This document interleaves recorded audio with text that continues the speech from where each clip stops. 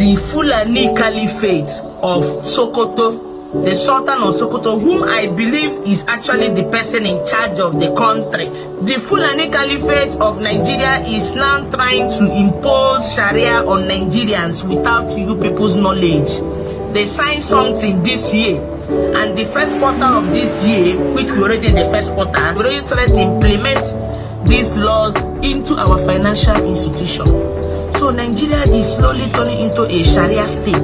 That is basically it. And I find it very, very disturbing that things like this, you don't hear something like the CAN, the Christian Association of Nigeria, talking about it, raising an alarm, calling for protest or protesting about it, making a public service announcement against it and to condemn it and to say no to it. So that even if we the Christians are not even aware, then from the fact that they are protesting, we will not get to know.